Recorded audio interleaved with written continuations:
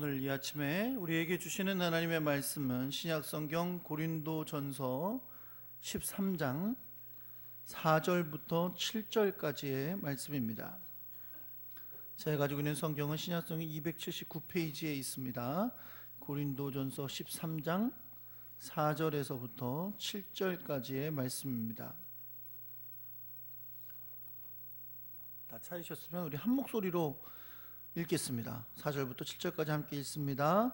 사랑은 오래 참고 사랑은 온유하며 시기하지 아니하며 사랑은 자랑하지 아니하며 교만하지 아니하며 무례히 행하지 아니하며 자기의 유익을 구하지 아니하며 성내지 아니하며 악한 것을 생각하지 아니하며 불의를 기뻐하지 아니하며 진리와 함께 기뻐하고 모든 것을 참으며 모든 것을 믿으며 모든 것을 바라며 모든 것을 견디느니라. 아멘.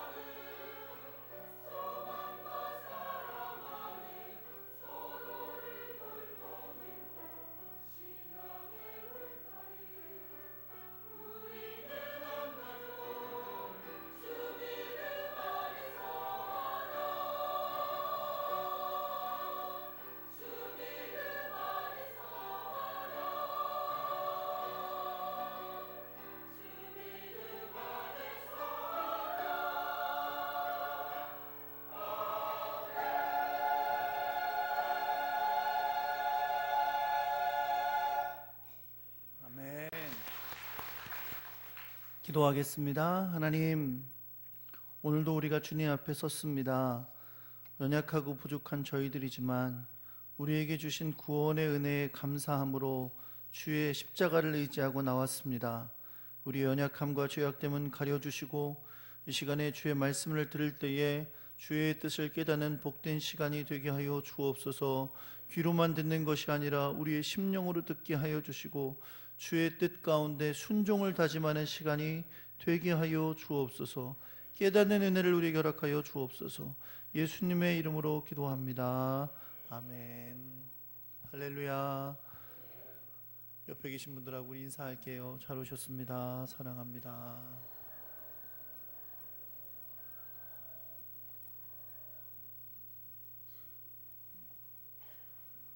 1년에 주일이 52번 지나갑니다.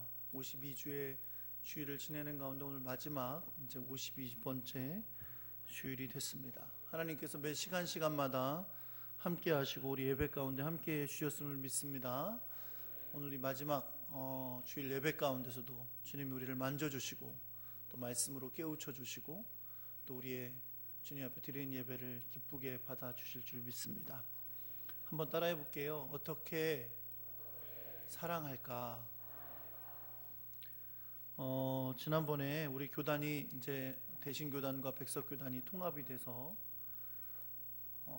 통합한 이후에 처음으로 우리 목회자들이 함께 모이는 영성 컨퍼런스를 강원도 홍천에서 했습니다. 2박 3일 동안 했는데 저는 1박 2일만 참여를 했지만 그 첫째 날 오후에 아주 중요한 은혜로운 시간이 있었어요. 그게 뭐였냐면 창작 오페라인 손양원이라는 오페라를 공연을 했습니다.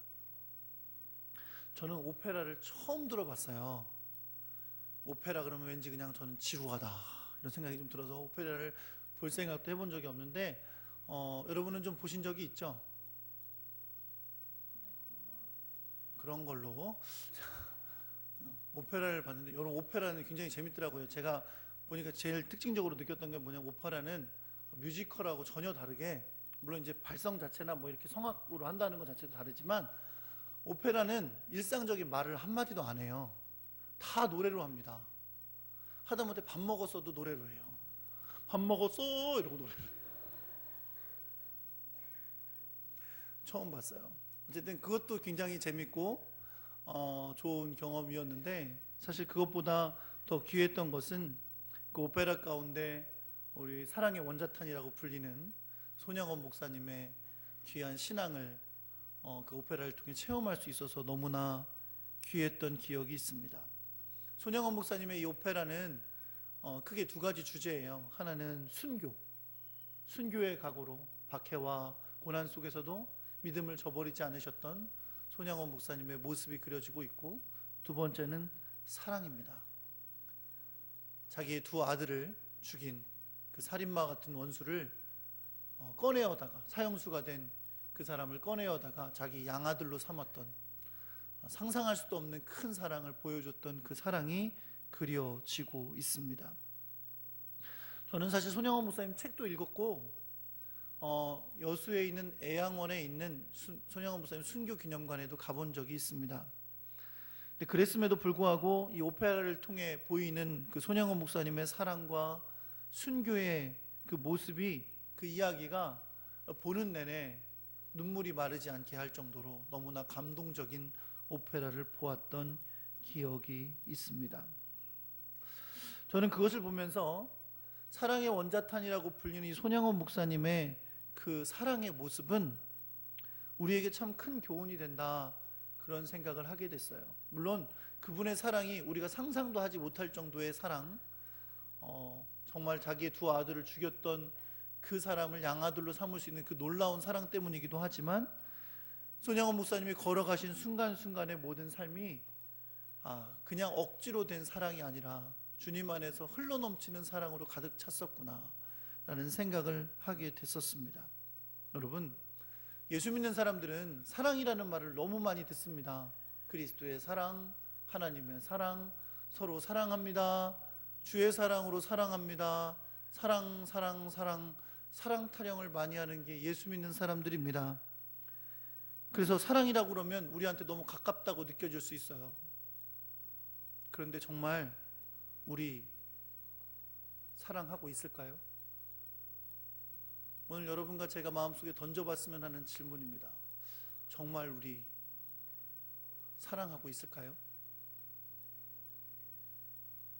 우리는 이미 몇 주 전에 고린도전서 13장을 통해서 모든 하나님께서 주신 은혜와 은사와 능력과 모든 것들이 진정으로 의미 있게 되기 위해서는 사랑이 필요하다는 말씀을 들은 적이 있습니다. 성경은 우리에게 사람의 모든 방언을 할지라도, 심지어 천사의 말을 할 줄 알더라도, 예언하는 능력이 있어서 모든 비밀과 지식을 알지라도, 산을 옮길 만한 믿음이 있어서 큰 능력을 발휘할지라도, 자신이 가진 모든 것으로 구제하고 몸을 불사르게 내어줄 열정이 있을지라도 사랑이 없으면 아무것도 아니고 아무런 유익도 없다는 말씀을 깨달을 수 있었습니다. 그것이 바로 고린도전서 13장 1절에서 3절까지의 말씀이었습니다. 이제 우리는 4절에서 7절에 이르는 말씀을 우리가 살펴보게 될 것인데, 4절에서 7절은 도대체 사랑이 어떤 모습으로 나타나는지, 우리가 사랑 입으로 참으로 많이 하는데 그 사랑이 우리의 모습으로는 어떻게 나타나게 되는지를 우리에게 가르쳐 주고 있는 말씀입니다. 여러분, 사랑의 모습, 그러면 아마 떠올리는 게 있으실 거예요. 사랑하면 떠올리는 모습, 입 맞추는 거, 포옹하는 거, 사랑한다고 말하는 거, 눈만 감아도 떠오르는 거, 가슴이 떨리는 거 등등, 사랑이라고 하면 떠올릴 수 있는 여러 가지 모습들이 있을 겁니다. 남녀 간의 사랑도 있고, 부모와 자식 간의 사랑도 있고, 또 친구들 간의 우정과 같은 사랑도 있을 수 있습니다. 그러나 오늘 여러분과 제가 함께 읽은 본문에 나오는 사랑의 모습은 그것보다도 더 깊고 넓은 차원의 사랑이라고 할 수 있습니다. 왜냐하면 이것은 하나님께서 우리에게 명하시고 또 예수 그리스도 안에서 우리에게 직접 보여주신 사랑의 모습이기 때문에 그렇습니다. 물론 오늘 이 본문 가운데 있는 사랑의 모습은 고린도 교회라는 특수한 상황이 포함되어 있기는 합니다. 고린도 교회는 파당이 일어나기도 했었고, 또 어떤 사람은 자유롭다고 하면서 음행을 행하고 제사의 음식을 함물로 먹는 그런 사람들도 있었고, 풍성한 은사 때문에 다양한 갈등들이 교회 안에서 일어나기도 했었습니다. 그런 고린도 교회를 향해 사랑의 메시지를 주어야 하는 것 때문에 오늘 본문의 말씀이 고린도 교회의 특수한 상황을 염두에 두고 쓰여진 것임에는 분명합니다. 그러나 그럼에도 불구하고 우리가 잊지 않아야 될 것은, 이것은 시대와 장소를 떠나 하나님께서 우리에게 사랑의 모습으로 가르쳐 주신 것이라는 겁니다. 그리고 하나님께서 명령하신 사랑의 모습이고, 예수님께서 이 땅에 사시면서 우리에게 보여주셨던 바로 그 사랑의 모습입니다. 오늘 여러분과 제가 이 말씀 가운데 사랑을 깨달을 수 있기를 간절히 소망합니다. 입에만 놀고 형이 상학적이고 생각 가운데 있는 사랑이 아니라 내 삶에서 내가 어떻게 사랑을 실천하며 사랑이 어떤 모습으로 나타날 수 있는지를 한번 돌아볼 수 있는 귀한 시간 되시기를 예수 그리스도의 이름으로 축원합니다. 요한일서 4장 8절에 보면 하나님은 사랑이라고 하셨습니다. 사랑하지 않는 자는 하나님을 알지 못한다고 하셨습니다. 성경은 하나님을 사랑한다고 하면서 이웃을 사랑하지 않는 것은 거짓이라고 말씀합니다. 어떻게 눈에 보이는 이웃을 사랑하지 못하면서 보이지 않는 하나님을 사랑한다고 말하느냐라고 우리에게 말씀하십니다.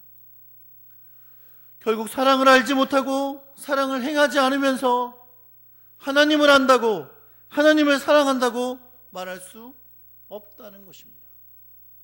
왜 그렇습니까? 하나님은 사랑이시기 때문입니다.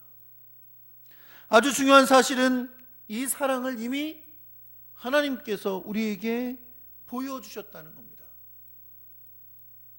그래서 성경에 보니까 예수님께서 제자들에게 이렇게 말씀하셨어요. 새 계명을 너희에게 주노니 서로 사랑하라. 내가 너희를 사랑한 것 같이 너희도 서로 사랑하라 하셨습니다. 하나님께서 새 계명을 너희에게 준다.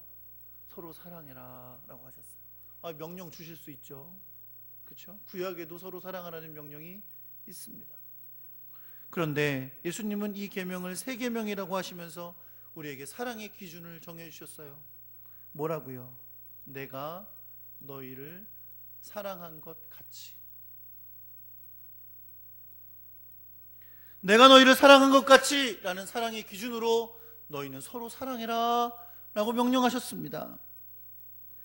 우리를 사랑하셔서 하늘 영광을 버리고 이 땅에 오신 그렇게 사랑하신 것 같이 우리를 사랑하셔서 우리의 죄를 위해 십자가의 고난과 죽음을 당하셨던 그 사랑같이 너희도 서로 사랑하라 명하십니다. 예수님 우리에게 사랑을 보여주시고 그렇게 사랑하라고 명령하고 계신 것입니다. 여러분, 우리는 과연 사랑하고 있을까요? 우리는 어떻게 사랑해야 사랑한다고 말할 수 있는 것일까요? 우리는 본문 가운데서 사랑의 여러 가지 모습들을 보게 될 것인데 이 본문을 우리 간단하게 살펴보겠지만 살펴보는 가운데 우리 자신이 정말 사랑하고 있는지 한번 돌아볼 수 있는 귀한 시간 될 수 있기를 예수 그리스도의 이름으로 축원합니다. 이 히터 좀 꺼주시면 좋겠어요.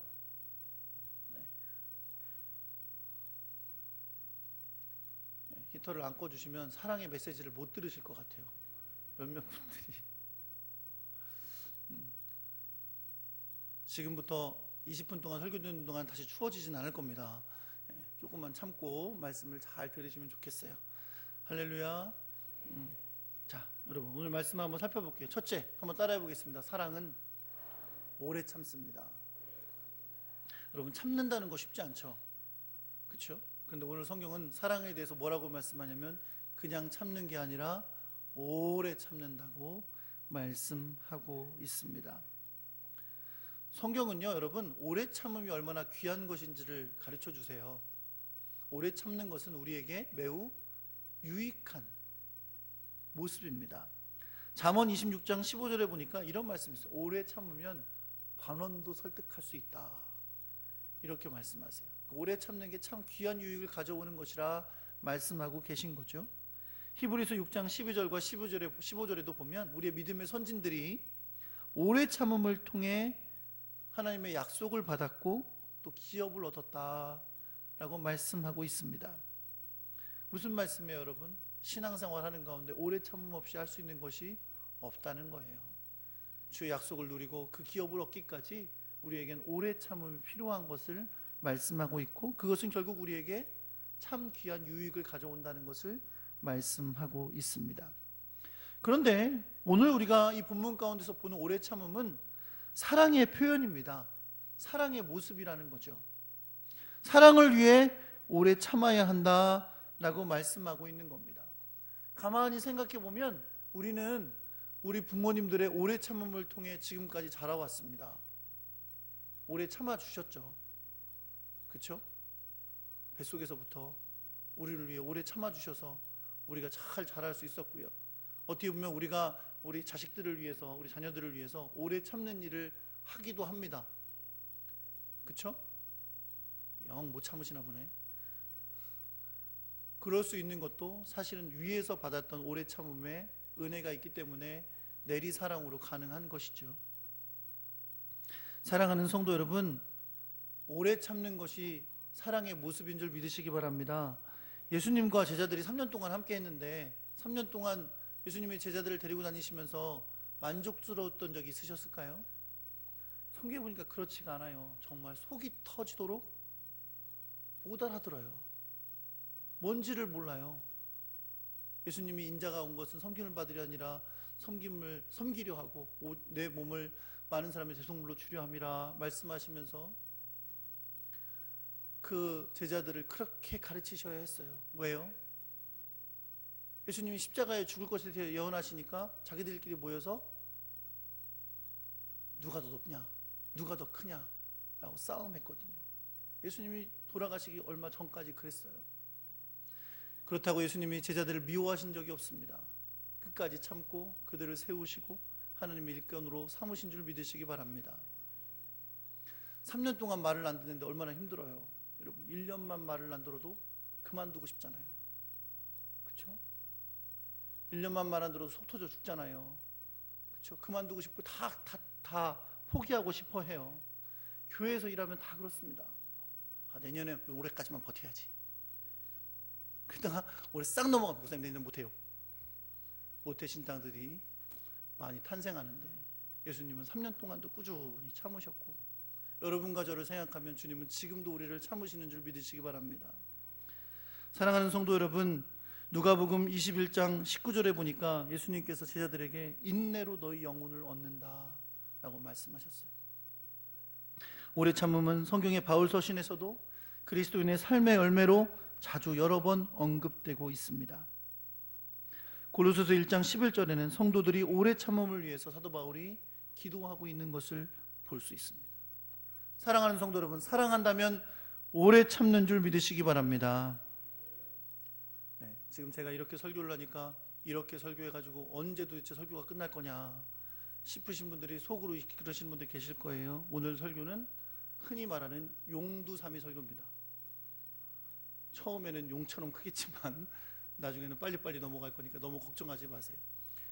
두 번째, 따라하겠습니다. 사랑은 온유합니다. 여러분, 한문으로 온유하다는 것은 무슨 뜻이죠? 온화하고 부드럽다는 뜻입니다. 따뜻하고 부드럽다는 뜻이에요. 우리가 잘 아는 산상수훈의 말씀에 보니까 온유한 자가 복이 있다고 하셨어요. 그렇죠? 온유한 자는 복이 있나니, 그 다음에 여러분은 관심이 없으셔서 그러신가 봐요. 부동산에서 좋아할 말씀인데 땅을 기업으로 받을 것이다 라고 말씀하셨습니다. 사랑하는 성도 여러분, 주님이 온유한 자에게 복 주신다고 약속하신 거 믿으시기 바랍니다. 온유한 사람 되셔야 돼요. 온유한 사람. 온유한 사람. 예수님은요, 예수님 자신을 가리키실 때도 예수님이 뭐라고 말씀하셨는지 아세요? 예수님 자신이 나는 온유하다 하셨어요. 수고하고 무거운 짐진 자들아 다 내게로 오라, 내가 너희를 쉬게 하리라 하시면서 나는 마음이 온유하고 겸손하니 내게로 와서 배우라 라고 말씀하셨어요. 수고하고 무거운 짐진 자들에게 주님이 가르치고 싶어 하세요. 뭐를요? 마음이 온유하고 겸손한 걸 가르치고 싶어 하세요. 온유한 하나님의 사람 되시길 예수 그리스도의 이름으로 축원합니다. 사도 바울은 에베소서에서 교회에서 어떤 일을 하던 간에 겸손과 온유로 하라고 말씀하고 있어요. 온유함이란 실천적으로 말하면 친절하고 신사적인 겁니다. 친절하고 신사적인 것은 다른 사람을 따뜻하게 하는 거예요. 내가 가슴이 따뜻하면 다른 사람에게 따뜻함을 전해주게 되는 것입니다. 다른 사람들을 향한 사랑은 온유함으로 나타납니다. 온유한 사람은 다른 사람들에게 친절하고 신사적이어서 다른 사람의 가슴을 따뜻하게 하는 사람들이기 때문입니다. 온유한 마음으로 사랑을 나타낼 수 있는 여러분과 제가 되기를 소망합니다. 세 번째, 따라해 보겠습니다. 사랑은 시기하는 자가 되지 않습니다. 시기는요, 한마디로 하면 뭘까요? 한 글자로 하면, 시기를 한 글자로 하면 쉭. 샘이에요. 샘 난다 그러죠. 아이들을 위한 표현이라고 생각하겠지만 원래 시기의 뜻 자체가 샘을 내고 미워하는 걸 뜻하는 말이에요. 여러분, 시기는 샘이 나기도 하지만 동시에 그 사람을 미워하게 만듭니다. 시기는 내가 없는 걸 다른 사람이 가졌을 때 생기잖아요. 그렇죠? 그러면 그 사람을 미워하는 마음이 생기게 돼요. 잠언 14장 30절에 보니까 이런 말씀이 있어요. 평온한 마음은 육신의 생명이나 시기는 뼈를 썩게 하느니라 라고 말씀합니다. 시기가 여러분 별거 아닌 것 같잖아요. 근데 시기는 잠언 말씀에 보니까 뼈를 썩게 한대요. 시기가 나면 아주 속이 부글부글 끓는 거예요. 사람에겐 여러분 그렇습니다. 여러분 빌라도가 유대인들이 예수님을 잡아가지고 데리고 왔잖아요. 근데 빌라도가 가만히 보니까 뭘 깨달았는지 아세요? 야, 이들이 시기가 나서 이러는구나 라는 걸 깨달았어요. 인간의 시기가 예수님을 십자가에 못 박았어요. 시기는 무서운 죄를 가져오게 합니다. 로마서 13장 13절에 보면 로마 교회 성도들에게 다투거나 시기하지 말라고 명령하고 있고요. 1장의 29절의 말씀에 보면 수많은 죄들을 나열하는데, 인간이 죄성으로 말미암아 나타나는 죄들의 종류를 나열하는데 그 가운데 시기가 들어있어요.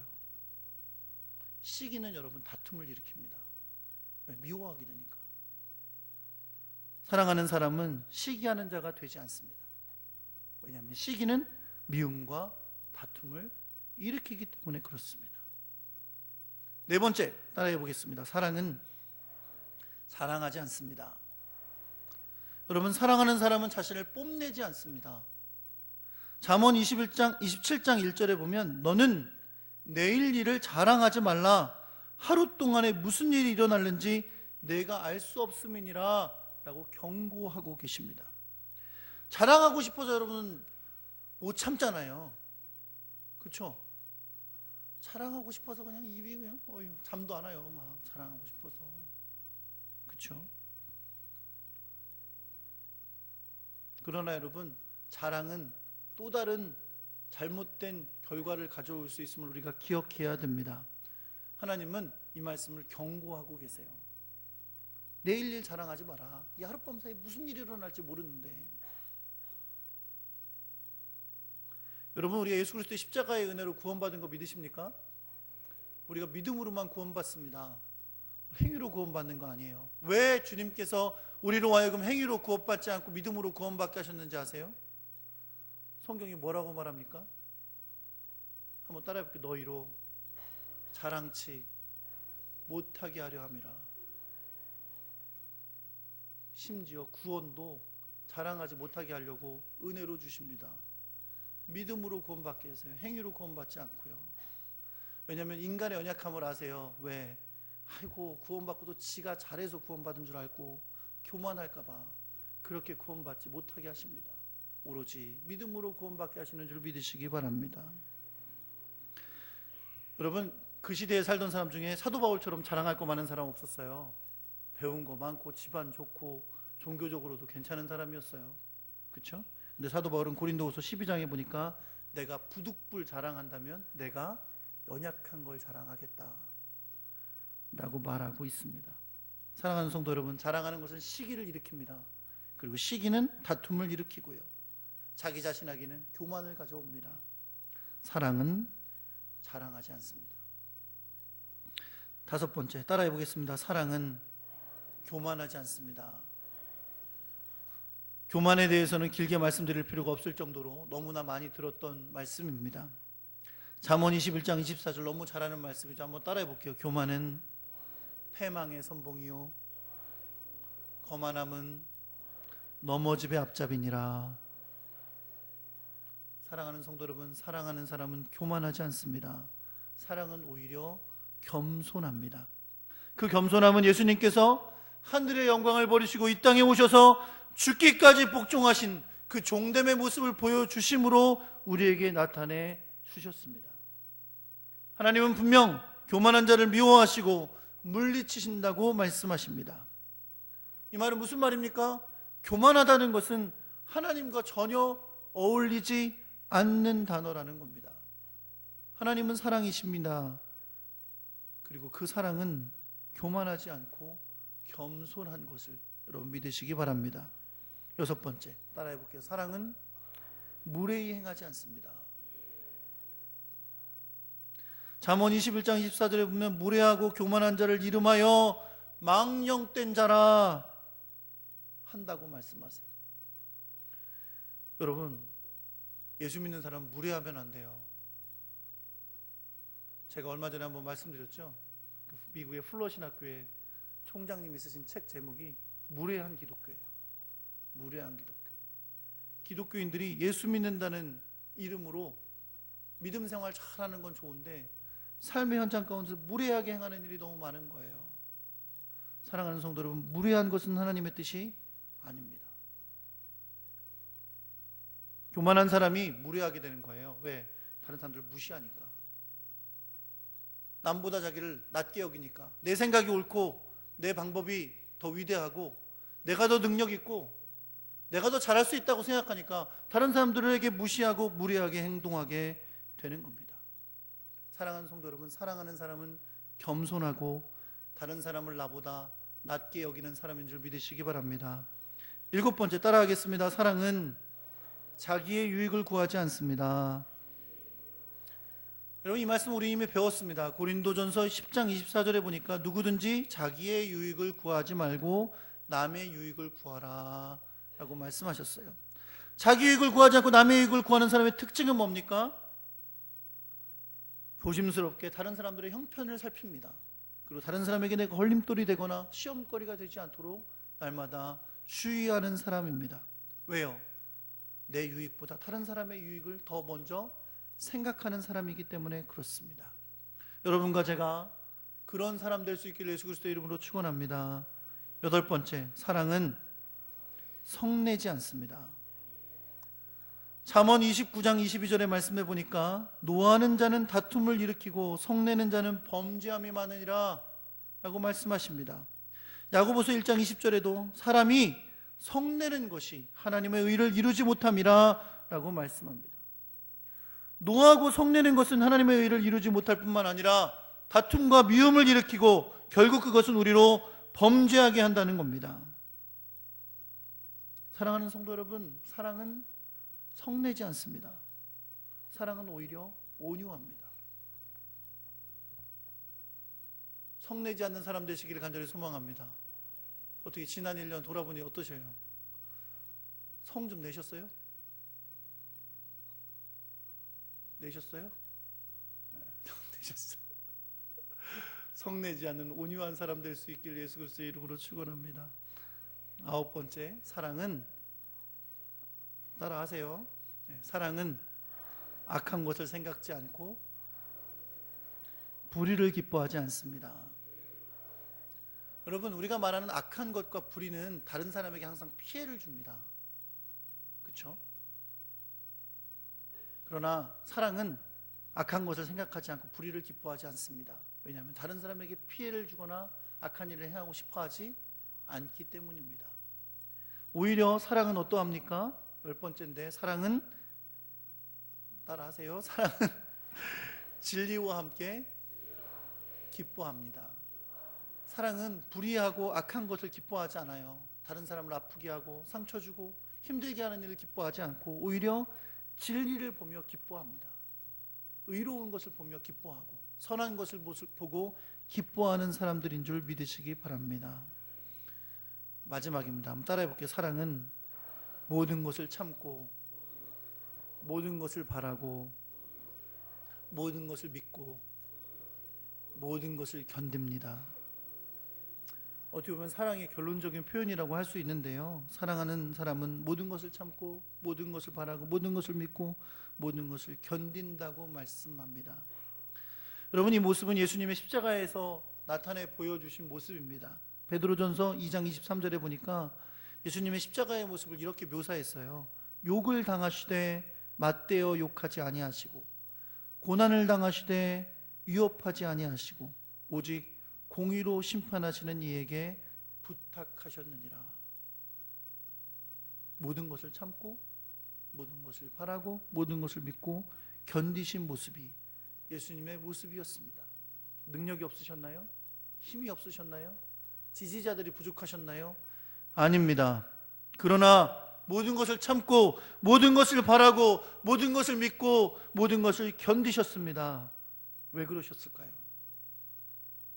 우리를 사랑하셨기 때문입니다. 주님이 그걸 견디지 못하셨다면 주님이 사랑으로 행하신 그 십자가의 완성을 이루실 수 없었기 때문입니다. 저는 이 사랑의 모습을 세 가지 결론으로 맺으면서 끝마치려고 합니다. 첫 번째, 사랑은 하나님이 명하신 것이고 예수님이 보여주신 것입니다. 사랑하는 성도 여러분, 하나님은 사랑이십니다. 그래서 우리에게 서로 사랑하라 명하십니다. 그리고 예수 그리스도 안에서 그 사랑의 절정을 보여주셨습니다.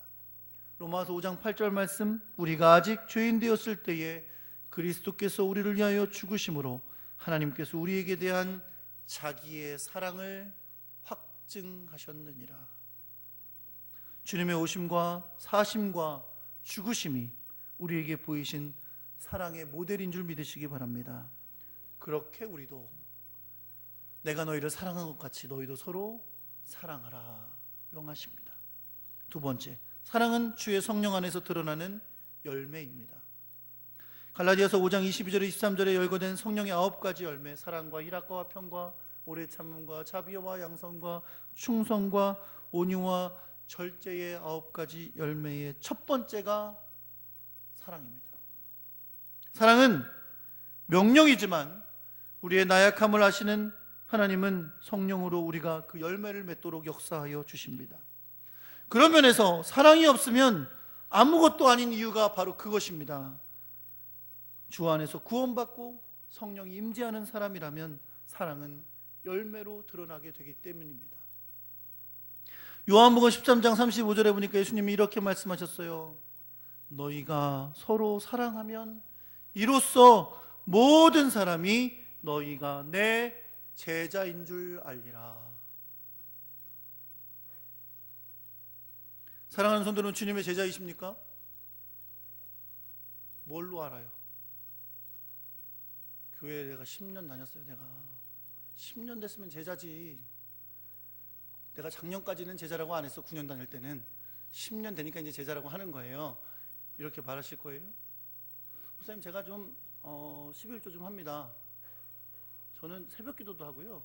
제자면 이 정도 돼야 되는 거 아니겠어요? 아니요. 성경은 우리에게 뭐라고 말씀하십니까? 너희가 서로 사랑하면 사람들이 너희가 내 제자인 줄 알리라 하십니다. 사랑이 증거가 되는 줄 믿으시기 바랍니다. 그렇다고 11조 하지 말라는 거 아니고 줄 지키지 말라는 거 아니에요. 그러나 결론적인 증거는 뭐다? 사랑이라는 거예요. 여러분, 예수 믿는 거 교회 안에서만 믿는 거 아닙니다. 어떻게 보면 예수 믿는 거 진짜 나타나는 건 교회 바깥에부터예요. 교회 바깥에부터. 어떤 사람들은 몇 년 동안 회사를 같이 다녔는데 저 사람이 예수 믿는 거 전혀 몰랐다는 사람도 있어요. 여러분은 그러시지 마시기 바랍니다. 여러분이 예수 믿는 사람인 걸 그 사람들이 어떻게 보고 알아야 될까요? 사랑하는 거 보고 알아야 돼요. 저 사람 정말 사랑이 많구나. 그러고 보니 저 사람 분명히 예수 믿는 사람일 거야. 그렇게 드러낼 수 있는 여러분과 제가 되기를 예수 그리스도의 이름으로 축원합니다. 세 번째, 사랑은 믿는 사람들의 삶의 모든 것입니다. 여러분 한번 생각해 보세요. 사랑은 언제나 오래 참고 온유하며 교만하지 아니하며 성내지 아니하며, 이 모든 내용들은 다 예수 믿는 사람들이 어떻게 살아야 되느냐라는 삶을 보여주는 거예요. 근데 이것을 뭐라고 덮었어요? 사랑이라고 덮었어요. 사랑하는 성도 여러분, 예수 그리스도를 믿는 하나님의 사람들의 삶은 사랑으로 덮는 것인 줄 믿으시기 바랍니다. 사랑이 없으면 아무것도 아닙니다. 사랑이 주님의 사람들을 하나님의 제자로 구별하는 아름다운 열매인 줄 믿으시기 바랍니다. 오늘 이 아침에 여러분과 제가 말씀을 마치면서 한 가지 질문을 다시 한번 던지면 좋겠어요. 우리 정말 사랑하고 있을까? 우리 정말 사랑하고 있을까? 주님 앞에 질문해 보시면서 하나님 앞에 기도하는 귀한 시간 되시길 예수 그리스도의 이름으로 축원합니다.